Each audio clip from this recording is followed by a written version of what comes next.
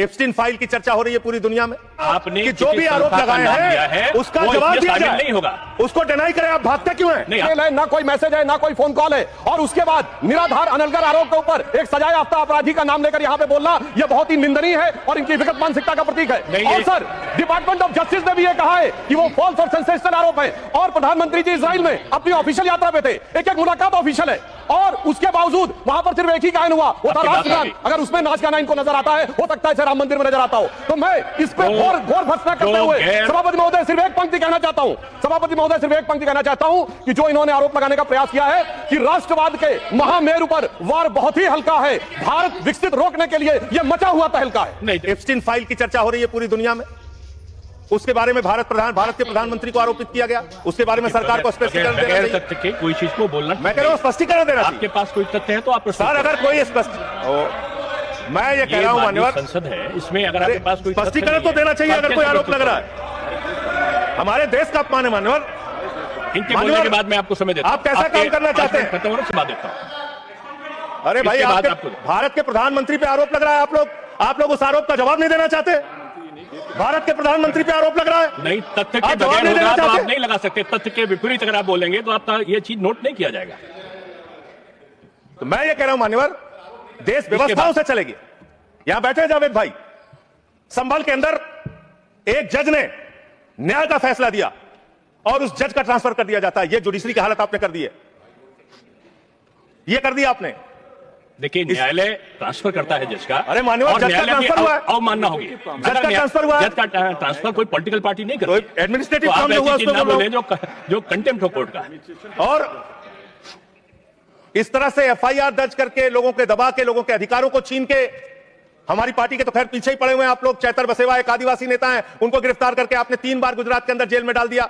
महराज मलिक हमारे विधायक हैं, उनको डाल दिया जेल में। हम लोगों को तो जेल भेज ही चुके। आप रोज मुकदमा लिखते रहते हैं, एफआईआर लिखते रहते हैं। सोनम वांगचुक को अभी भी आपने जेल में रखा हुआ है।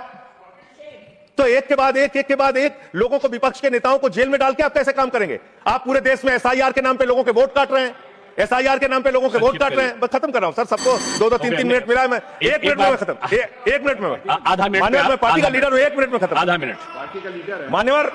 मान्यवर, एसआईआर के नाम पे आप क्या कर रहे हैं? पूरे देश में करोड़ों लोगों के वोट काट रहे हैं। यूपी की बात अगर मैं कर लूं तो वहां पर आपके ही राज्य निर्वाचन आयोग ने जो चुनाव की सूची बनाई, ग्रामीण चुनाव के लिए, पंचायत चुनाव के लिए और शहरी चुनाव के लिए, उसमें दिखाया 17 करोड़ वोट। और एसआईआर के लिए जो केंद्रीय ज्ञानेश कुमार जी की निगरानी में जो सूची बनी, उसमें दिखाया गया 12 करोड़ 55 लाख वोट, 4.5 करोड़ वोट उत्तर प्रदेश में कहां पर उड़ गए? और आप कह रहे हैं हर बूथ पे 200 वोट बनाएंगे तो 3.5 करोड़ वोट आप ऐसे ही बना लेंगे। तो एक बहुत बड़ा फ्रॉड है। एसआईआर में आप नेताजी के परिवार को नोटिस भेज रहे हैं।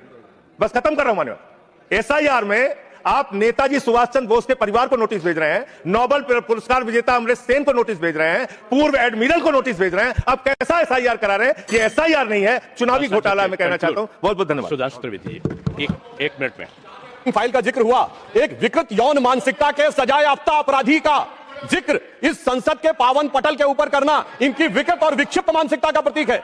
Sir, fact of the matter यह है, among the millions of emails, there is no direct email with Prime Minister.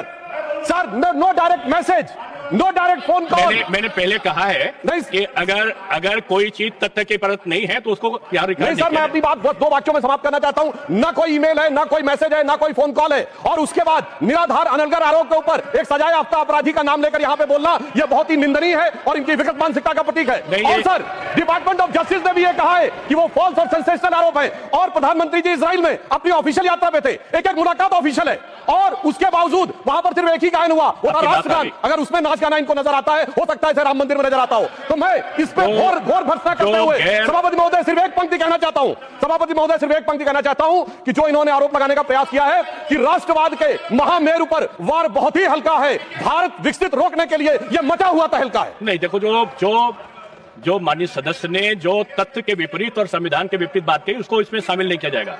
ये जवाब सवाल नहीं है, आपकी बात आ गई। मैंने क्या कहा? मैंने कहा आपने कि जो भी आरोप लगाए हैं उसका जवाब दिया जाए, नहीं होगा, उसको डिनाई करें। आप भागते क्यों हैं? नहीं, आप यहां पे नहीं पूछ सकते। चलिए, नेक्स्ट श्री सुभाष चंद्र बोस, 9 मिनट्स।